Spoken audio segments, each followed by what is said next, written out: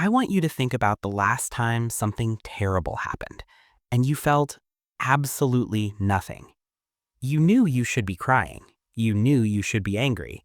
But instead, you just felt blank. You go to work, you pay your bills, you smile when people talk to you, but behind your eyes, there is a thick glass wall separating you from the rest of the world. You are watching your life happen on a movie screen rather than actually living it. You probably told yourself that you were just depressed, or maybe you even convinced yourself that you are just a really calm, stoic person. But here is the scary truth. That numbness isn't peace.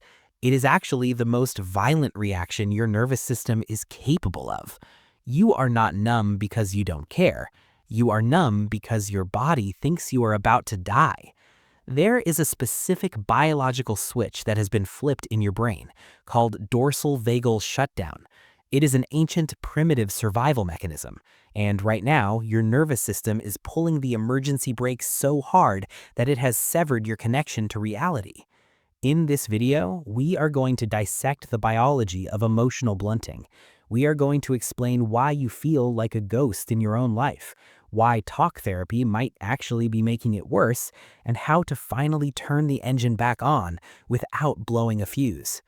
Most people confuse this state with depression, but they are biologically different.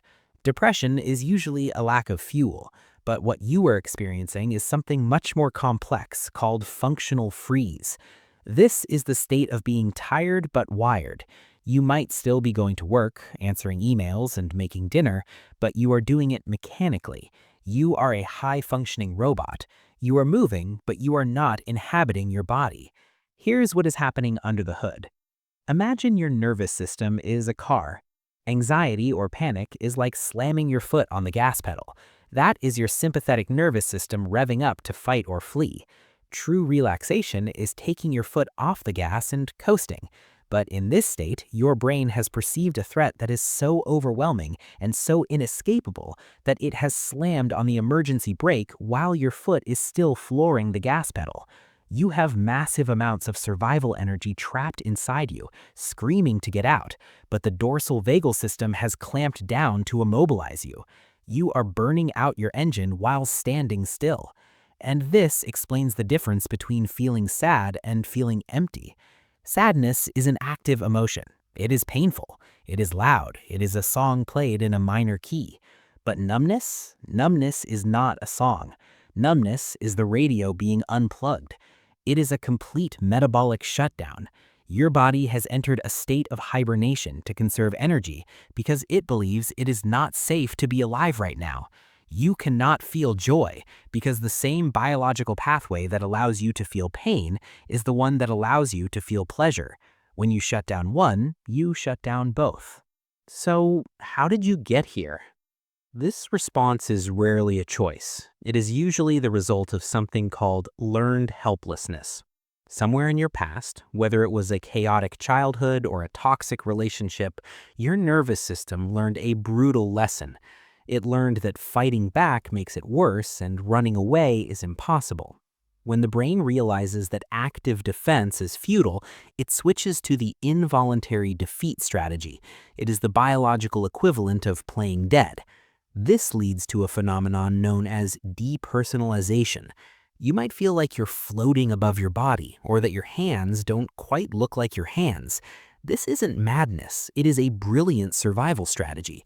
Your brain is essentially severing the connection between your mind and your body so that you don't have to feel the pain of the present moment. It is a psychological exit door. You leave the building so you don't have to feel the fire. But this brings us to the trap that keeps people stuck for years.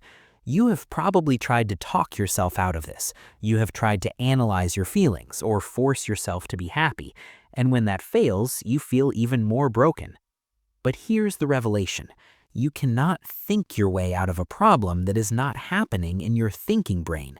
When you are in a shutdown state, your prefrontal cortex, the logical, rational part of your brain, is literally offline. It has been bypassed. The problem is living deep in your brainstem, in the primitive wiring that controls your heart rate and your gut.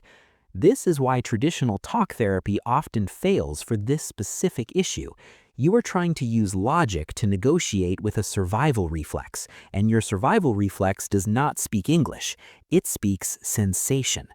So, if you can't think your way out, you have to feel your way out. But this brings us to the challenge. How do you thaw a frozen nervous system?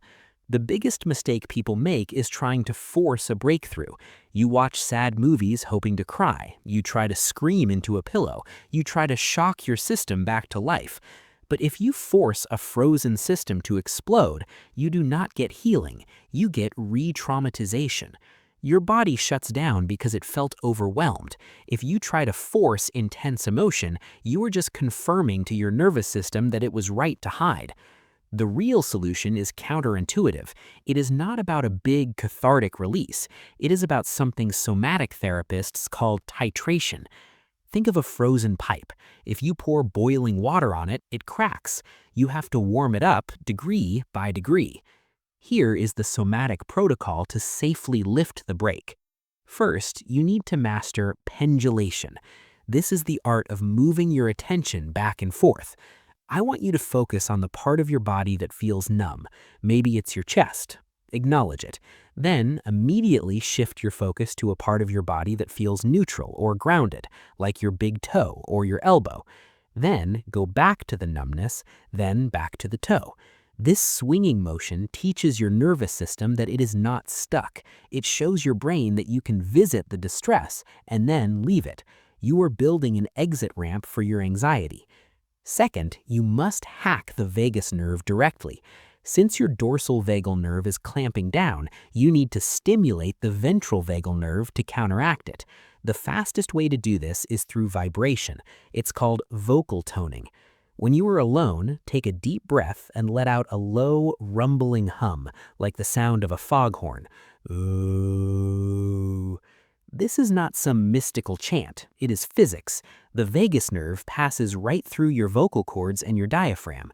When you create that internal vibration, you are literally massaging the nerve. You are sending a physical signal to your brainstem that says, it is safe to come out now. And finally, you need to orient to the present moment. Dissociation happens because your brain thinks you are still in the past trauma. You need to pull it into the now. Use the 5-4-3-2-1 technique.